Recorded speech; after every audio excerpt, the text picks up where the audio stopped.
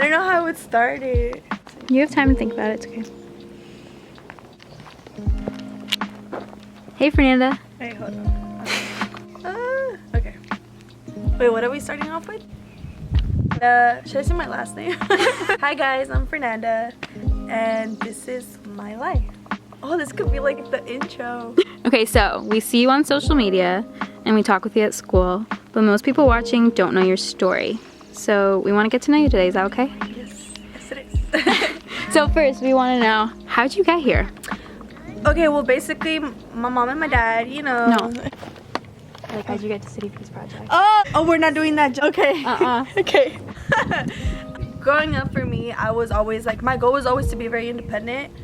I grew up mostly alone. My parents were always working. My mom worked full-time, so did my dad. He was working 3 jobs. And I was always getting taken care of by nannies or cousins or whatever. I didn't have siblings. I have a sibling now, but we're 10 years apart. Starting off middle school, I started becoming really depressed, and that is where my life with depression began. I struggled a lot with telling people how I felt. Anxiety was always, you know, in the picture as well, and you know, my parents weren't always very close. They had lots of problems. My brother is autistic, so there was always, you know, who's gonna take him to therapy and who's gonna do this and who's gonna do that. So we always needed lots of help. There was never really nobody I could talk to at home. It was kind of more like deal with it, take it day by day as, you know, as I go. And that's exactly how I learned to deal with problems. It didn't really fully affect me until my freshman year. Going into high school, I started having a really hard time with like making friends and keeping friendships, which was always like really hard for me because I felt like I always needed somebody just to feel whole. So freshman year, I was hospitalized, and I then moved to a different school, try and get away from, you know, everything that was going on at the high school I was at. And moving schools wasn't the issue. I was the issue. I just didn't realize it at the time. I moved schools and I just did only like 10 times worse. I stopped going to school. I wanted to drop out, and I was basically just spending my days like on the streets, not doing anything when I should have been at school. Junior year came along and I had lots of great friendships. Everybody encouraged me to do better in school. You know, they say junior year is the most important year. You know, you got ACTs, SATs, all of that. And so I really worked my butt off to be able to, you know, be a senior on time and just have my GPA where it was supposed to be. So senior year came along and I met Danny, and it was such a wonderful experience to have met him because without him, I don't know, I probably wouldn't be here working with him. So Danny came into my life my senior year, where I was literally probably going through like the worst time of my life.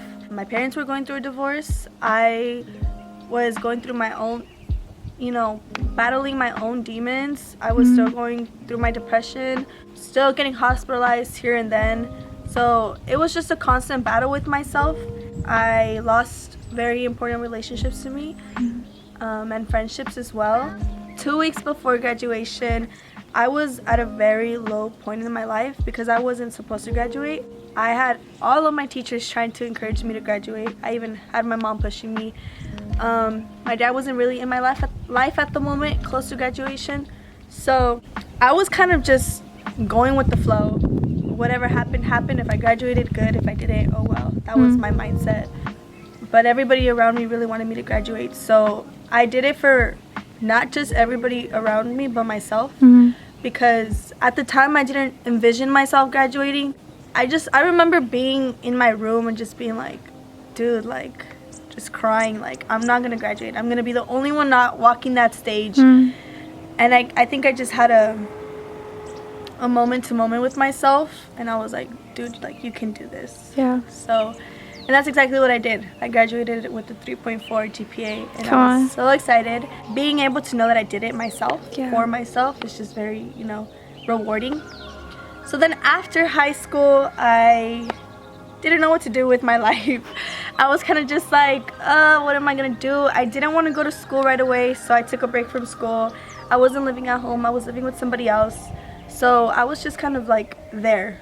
Literally my days consisted of nothing, absolutely nothing. A couple weeks before a very important call, I was in a life-threatening situation. I was in the hospital and I was really close to losing my life.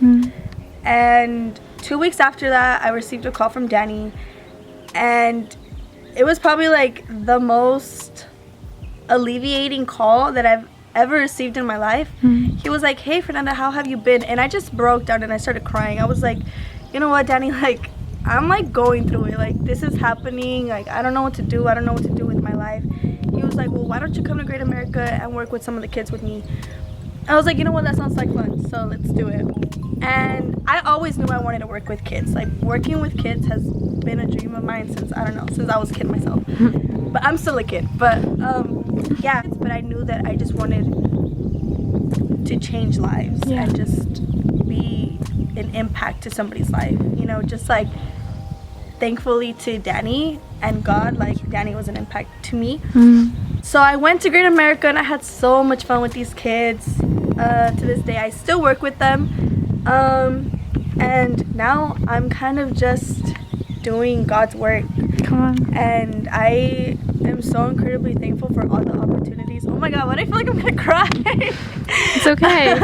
I'm so thankful for the opportunities that I've gotten along the way, how far along I've came, because there was so many times where I felt like I was fighting life and it was beating me up, literally. And so I'm very glad to see my growth mentally, spiritually, emotionally, physically. Like it's crazy. I'm very happy with where I'm at in life. And spiritually, I've gotten super close to God, which my whole life I was never close to God at all. And I'm not trying to make this religious. This is just to say that I don't think I've felt alone like I used to back in high school ever since I got close to God. Wow. Ever since I started reading the Bible in the morning and before I go to sleep, it's just like, how can I be alone? You know? So, wow. yeah. Dang. I don't know how that was. That was so good. Man, so thankful you're here. So chances are someone's watching this who can totally relate to your past. What do you have to say to people like that? I feel like if you're in the position right now that you feel alone and you feel like there's no way out of whatever situation you're in, I'll tell you right now that that's not true. Yeah. The phrase pain is temporary is literally underrated. Things will pass. Life does get better. And, you know, right now it might seem like your whole world may be falling apart, because I felt like that so many times. And, you know, there was times where I was alone, talking about it to myself alone. But there is somebody that cares about you. You know, the City Peace Project cares about you guys. We want you guys to be able to feel like there is people that will hear you if you just need to talk to somebody. There is people that will give you advice, that will help you. No problem is too big. You know, there's a solution for everything. Yeah. And there's people that out there that will listen and that will care. Yeah. Well, thank you. This was awesome. You guys like, comment, subscribe. This is the first of many YouTube videos. I don't know what I just did. With Fernanda, and yeah. Sweet. Yeah. Bye. Bye.